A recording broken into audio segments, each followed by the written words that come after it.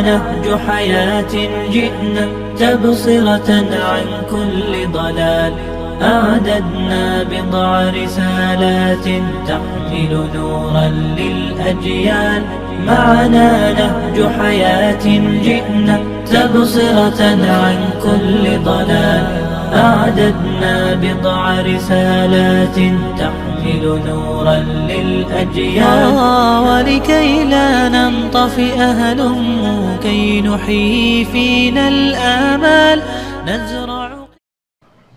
إن الحمد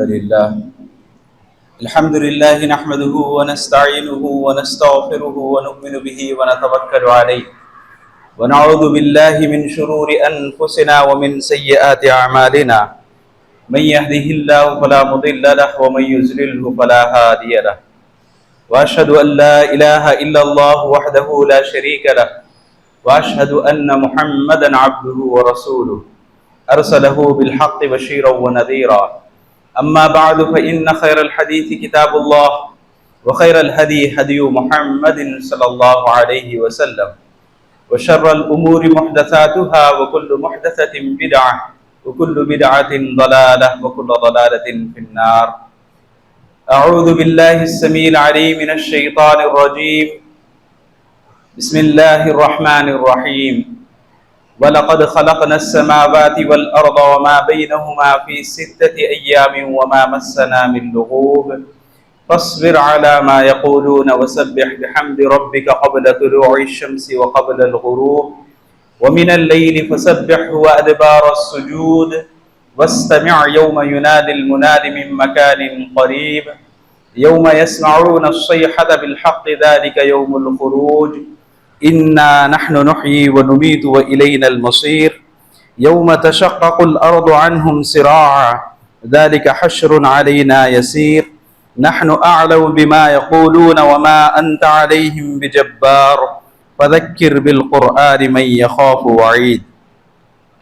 قال الله تبارك وتعالى الذين يتبعون الرسول النبي الأمي الذي يجدونه مكتوبا عندهم في التوراة والإنجيل يأمرهم بالمعروف وينهاهم عن المنكر ويحل لهم الطيبات ويحرم عليهم الخبائث ويضع عنهم إسرهم والأغلال التي كانت عليهم فالذين آمنوا به وعزروه ونصروه واتبعوا النور الذي أنزل معه أولئك هم المفلحون. تمام تعریفات اللہ وحدہ لا شریک کے لیے لائق اور زیب دیتی ہے.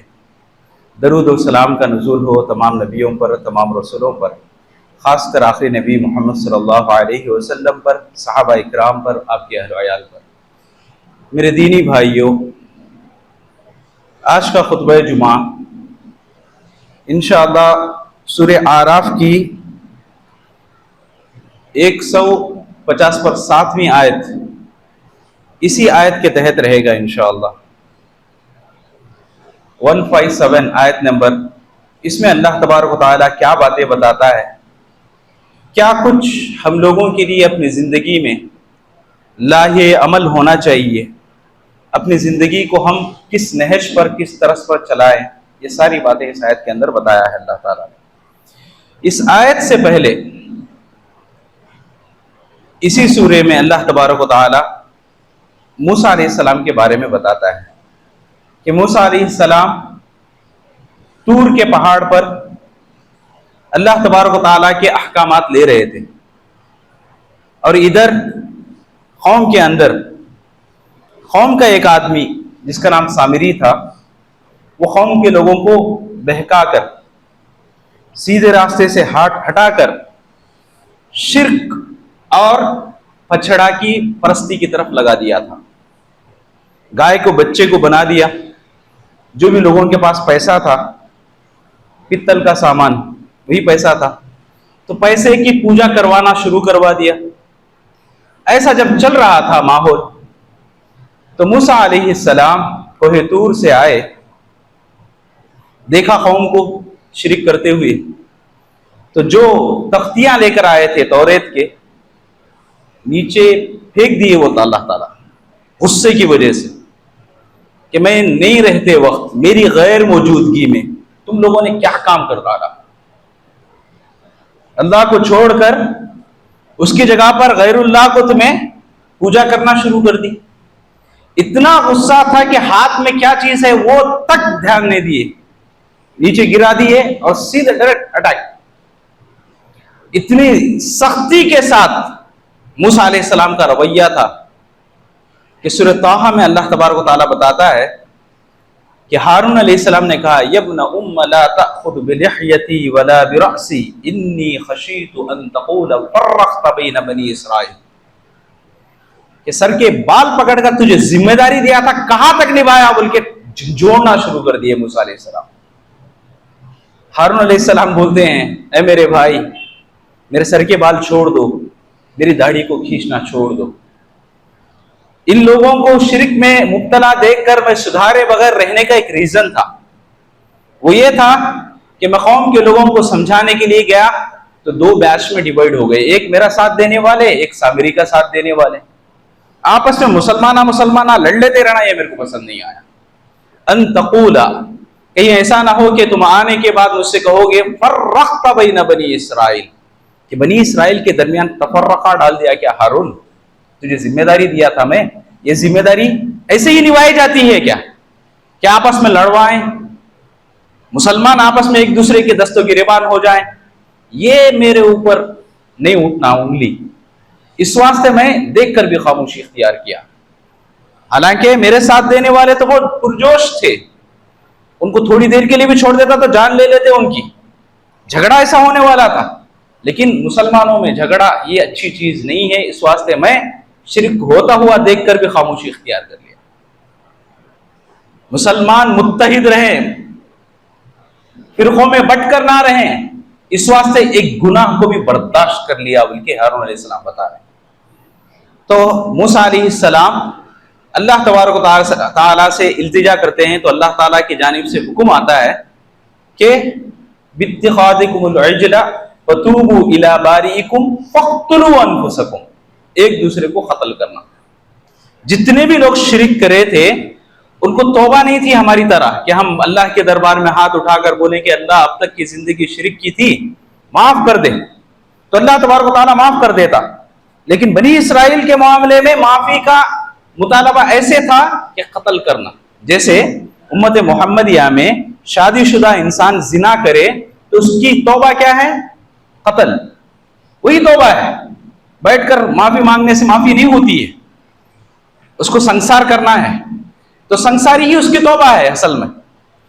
تو یہاں پر شرک کی توبہ اللہ تبارک و تعالیٰ کیا بتایا؟ فَاقْتُلُوا أَنفُسَكُمْ، کہ قوم کے لوگ جو شرک کرے تھے ان کو کھڑا کر کے قتل کر دینا۔ ہزاروں کی تعداد میں قتل ہوئے صاحب، ہزاروں کی تعداد میں بنی اسرائیل، کیونکہ وہ نادم ہو گئے تھے اپنے گناہ پر کہ واقعی میں ہم سے نہیں ہونا تھا شرک کا کام ہو گیا ہے، اب اس کی توبہ ہم کریں گے۔ وہ کس طریقے سے؟ اپنی جان گوا دیں گے۔ تو جان گوا دی لوگوں نے۔ اس کے بعد 70 آدمی کو لے کر موسیٰ علیہ السلام کوہ طور پر گئے استغفار کے لیے۔ قوم کے اوپر اللہ تعالیٰ کی جو پھٹکار تھی، لعنت تھی، اس کو دور ہٹانے کے لیے استغفار کرنے کے لیے چلے۔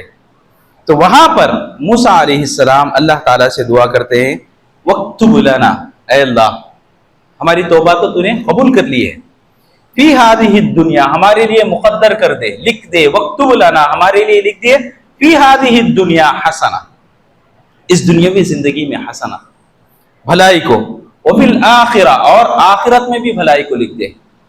انا ہدنا الیک، اے اللہ ہم تیری طرف رہنمائی چاہتے ہیں اور تیری طرف ہم پلٹ جاتے ہیں۔ قال، اللہ تعالیٰ نے کہا عذابی، میرا عذاب، اصیب بہ من اشاء، جس کو میں چاہتا ہوں اس کو عذاب میں مبتلا کر دیتا ہوں۔ ورحمتی وسعت کل شیء، اور میری جو رحمت ہے ہر چیز پر چھائی ہوئی ہے۔ فسأکتبھا، دنیا میں بھی اور آخرت میں بھی، حسنہ یا میری رحمت لکھ دیتا ہوں ان لوگوں کے مقدر میں۔ کن لوگوں کے مقدر میں؟ للذین یتقون، جو تقوی والے ہوتے ہیں، ویؤتون الزکاۃ، زکات کو ادا کرتے ہیں، والذین هم بآیاتنا یؤمنون، اور ہماری آیتوں پر ایمان لاتے ہیں۔ اب یہاں پر اللہ تبارک و تعالی ہم لوگوں کے بارے میں ذکر کر رہا ہے۔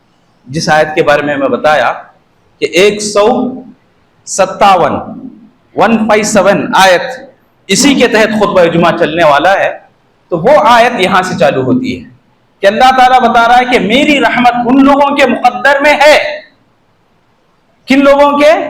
الذین، وہ لوگ ایسے ہوں گے، یتبعون الرسول، ایک ایسے رسول، النبی، ایک ایسے نبی، الامی، جو امی ہوں گے، ان کی اتباع کریں گے۔ الذین یجدونہ مکتوبا عندہم فی التوراۃ والانجیل، جن کے بارے میں تذکرہ انجیل میں بھی ہے، تورات میں بھی ہے، دونوں کتابوں میں ان کا تذکرہ میں کر چکا ہوں۔ ان کے بارے میں ایمان ان لوگوں کا ہونا ہے۔ آگے اللہ تعالیٰ بتاتا ہے وہ نبی کیسے نبی ہیں؟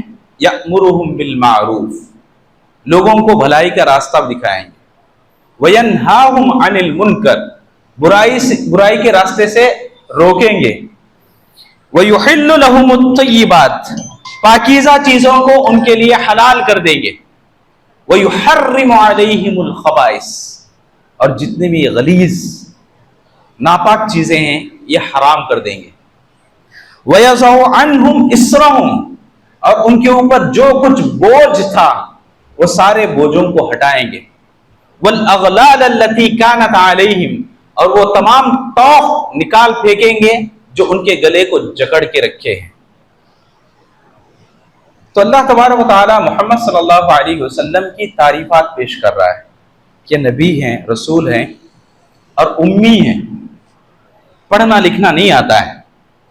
تو ایسے رسول ان کے احسانات بتاتا ہے کہ یہ لوگوں کے ساتھ جو رویہ رکھتے ہیں، لوگوں کے ساتھ جو ان کا سلوک ہوتا ہے وہ کیا؟ یحل لہم الطیبات، پاکیزہ جتنے بھی چیزیں ہیں ان کو کھانے کا حکم دیتے ہیں۔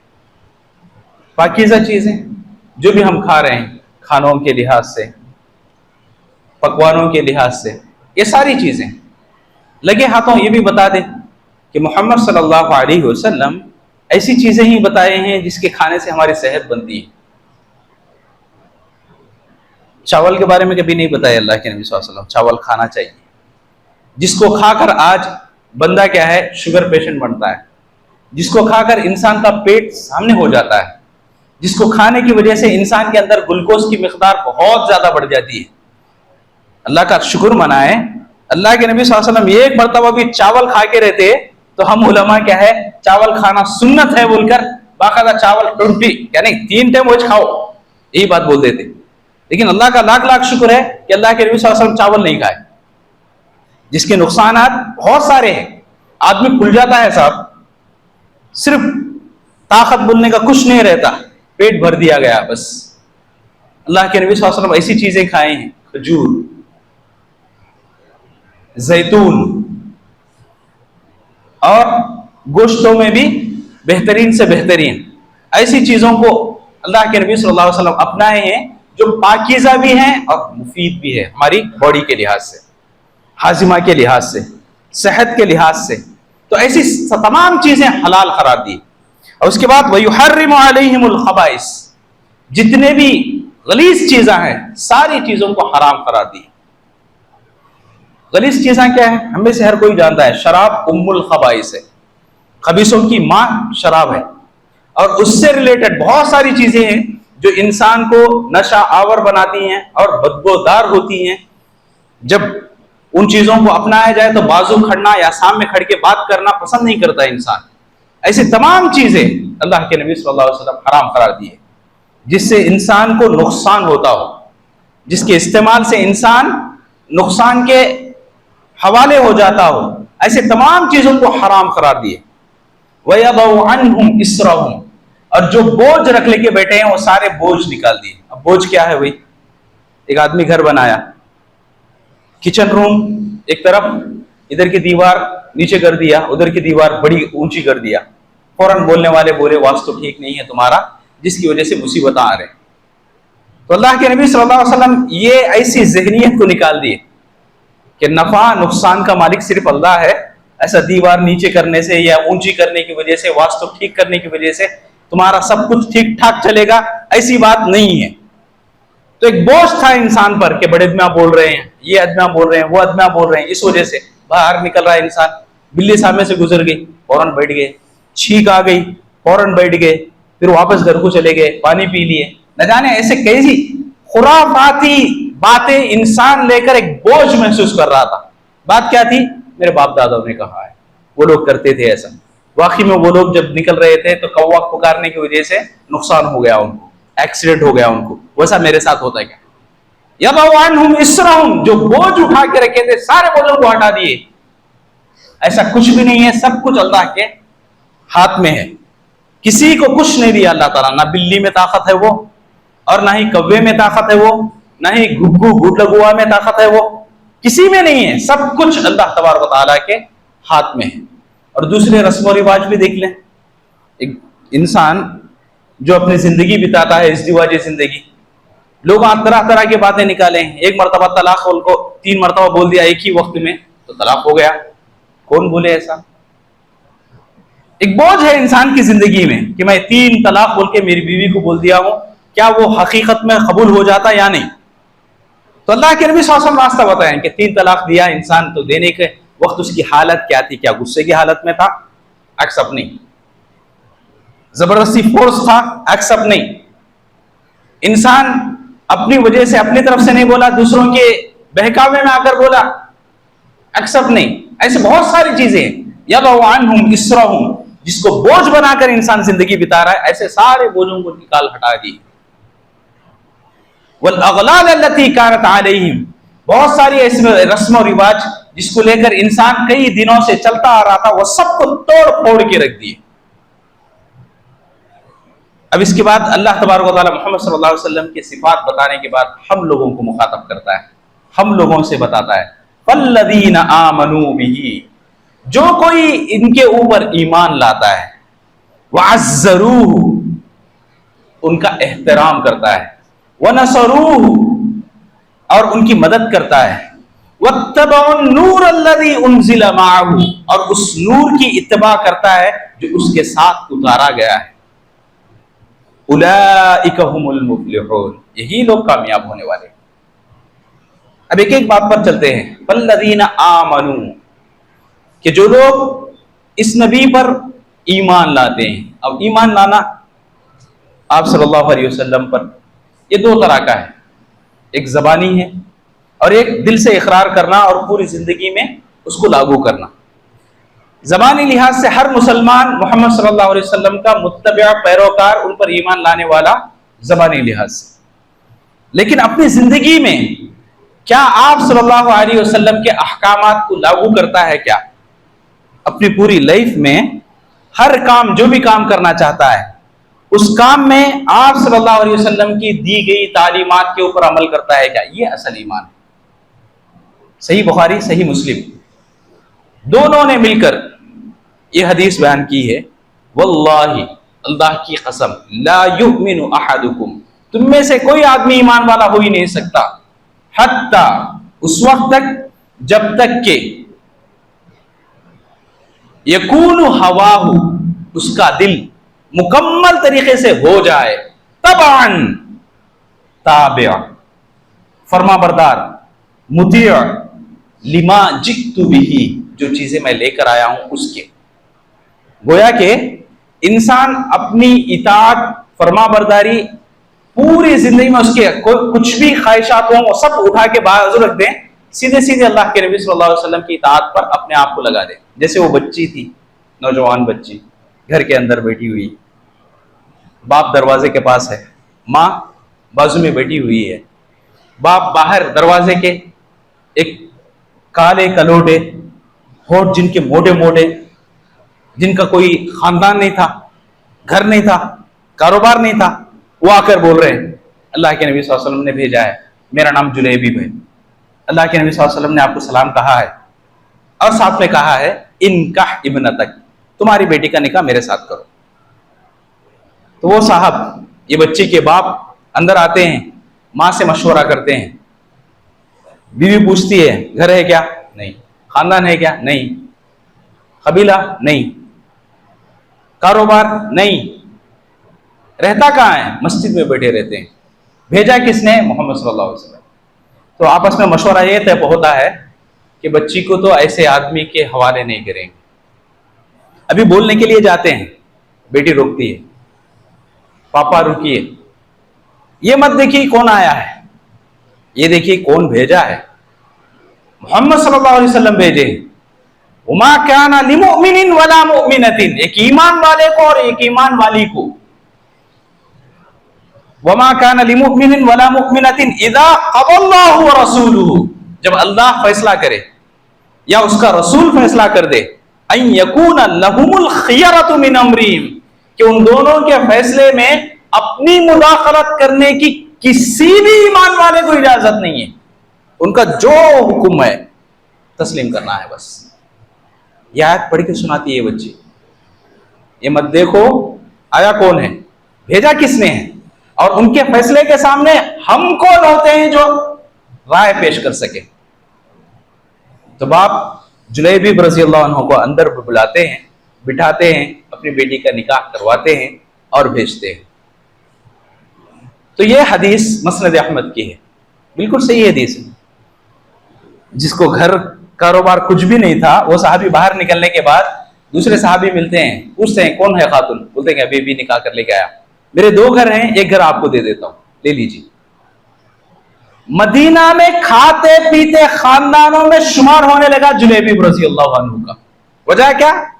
پوری زندگی یا پورا معاملہ سیٹ تھا اللہ اور اس کے رسول کے حکم پر. اپنی منمانی نہیں تھی ان کی لائف میں, جیسا ہم لوگوں کی لائف میں ہے نا, مسجد میں ہے تو ہم اللہ والے ہیں, اللہ کیا بولا, رسول اللہ کیا بولا, سننے کی حد تک. باہر نکل گئے, عمل کا جب معاملہ آ جائے تو اس معاملے میں کھوتا ہی ہے ہمارے اندر. اللہ ہم لوگوں کو مطیع و فرمانبردار بنائے, آمین. تو یہ چیز چاہیے. آمنو کا مطلب یہی ہے کہ ایمان ایسا ہو کہ آپ صلی اللہ علیہ وسلم کی باتوں پر, ان کے بتائے ہوئے لاہے عمل پر گامزن ہو جانا ہے, قبول کرنا ہے, اپنی زندگی میں لاگو کر دینا ہے.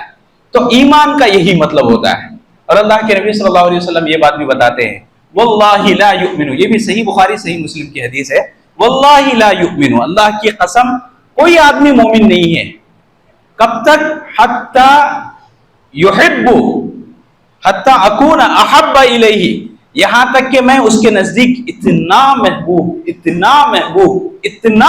بن جاؤں کہ میرے مقابلے میں نہ اس کی ماں پیاری ہو, نہ اس کا باپ پیارا ہو, نہ اس کی بیوی پیاری ہو, نہ اس کے بچے پیارے ہوں, سب لوگوں کے مقابلے میں مجھ سے زیادہ پیار کرنے والا ہو, میری زیادہ سننے والا ہو, میں جو کچھ کہا یا میری جو بھی باتیں ہیں حدیث کی, اس کے مقابلے میں دوسروں کسی کی بات کو اہمیت نہ دیتا ہو.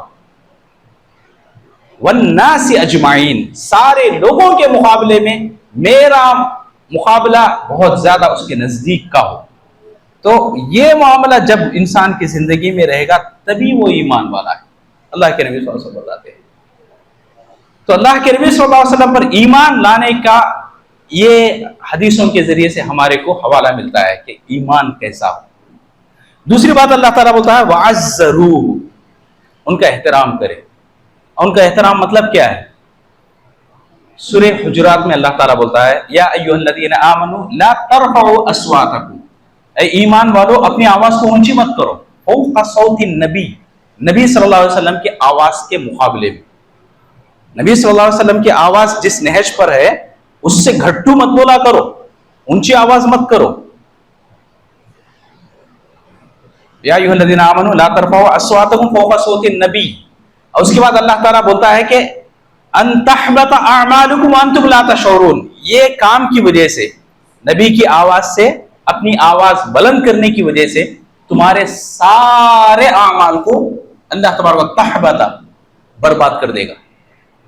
وانتم لا تشعرون, تمہارے کو احساس تک بھی نہیں ہوگا. کیا مطلب ہے اس کا؟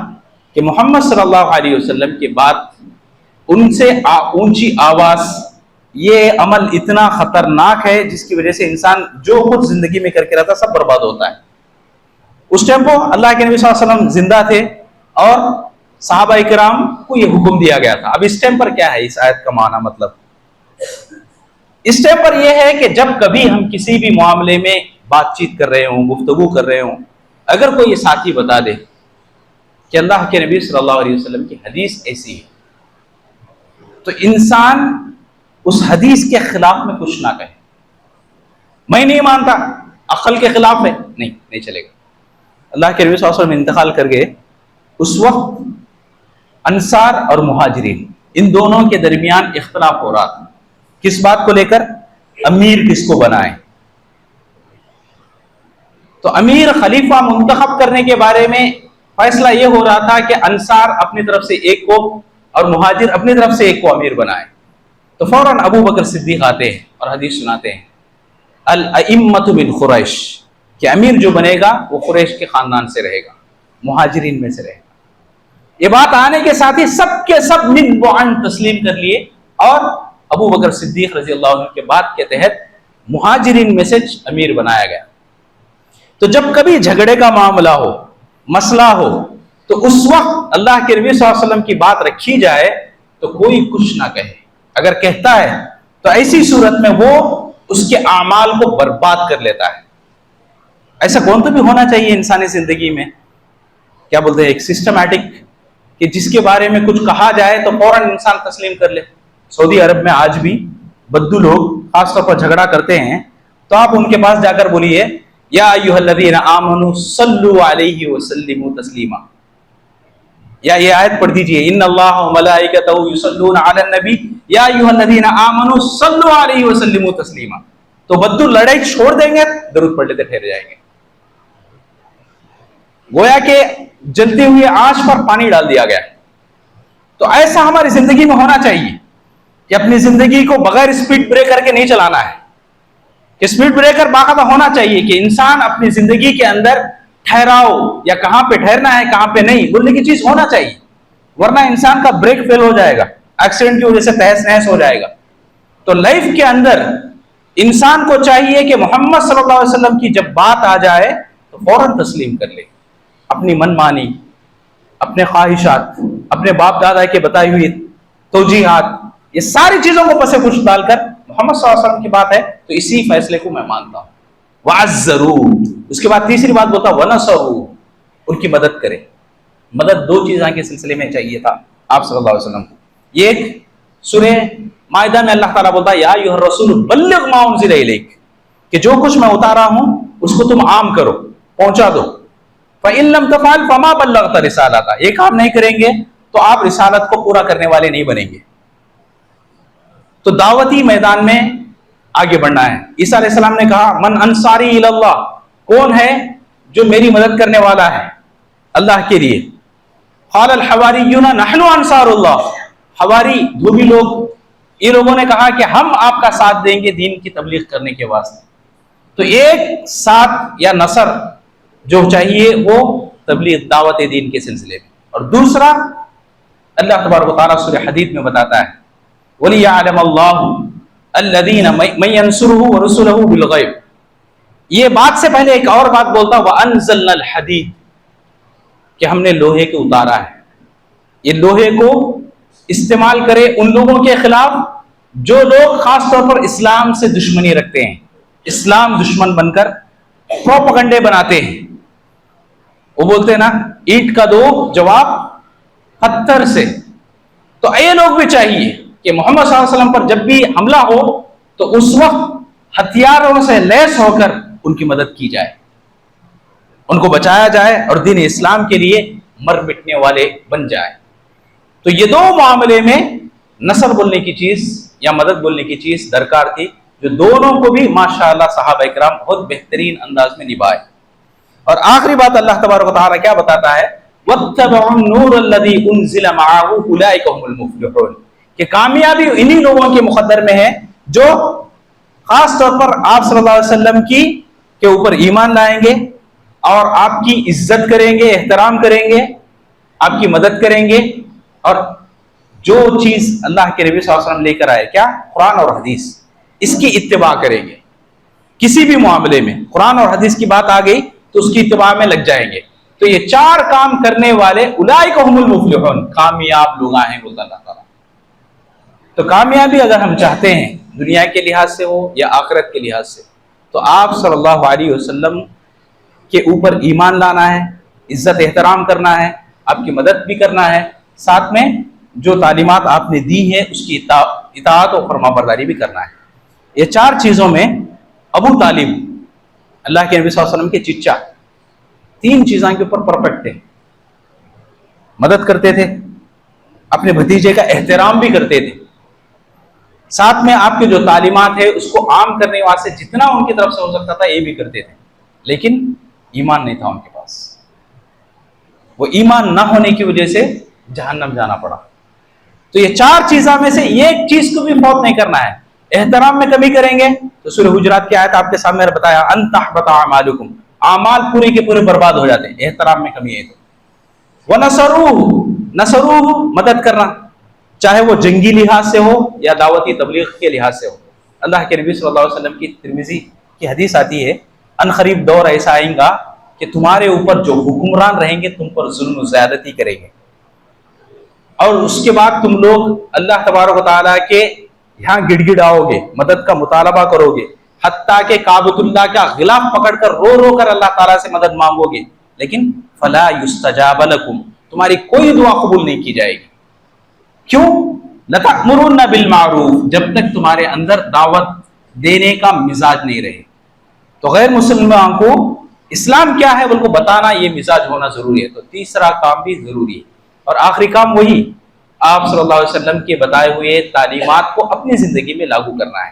تو بہرحال میرے دینی بھائیوں، اللہ تبارک و تعالیٰ سے دعا کیجیے کہ پروردگارہ کہنے والے کو کہنے سے زیادہ اور سننے والوں کو سننے سے زیادہ عمل کرنے کی توفیق عطا فرما۔ اے اللہ ہمارے گناہوں کو معاف فرما، اے اللہ ہماری نیکیوں کو قبول فرما، اے اللہ جو پریشان حال ہیں ان کی پریشانیوں کو دور فرما، اے اللہ جو تنگدست ہیں ان کو خوشحال بنا، اے اللہ ہم تمام کے والدین پر رحم فرما، اے اللہ ان کے جائز خواہشات کو پورے فرما، صحت مند والی زندگی نصیب فرما۔ اے اللہ ہم تمام کے والدین میں سے کسی کے والد، کسی کی والدہ یا کسی کے دونوں حالت ایمان میں انتقال کر گئے ہوں تو اے اللہ ان کی مغفرت فرما، ان کی قبروں کو جنت کے باغیچے بنا، تا حد نظر ان کی قبر کو کشادہ فرما۔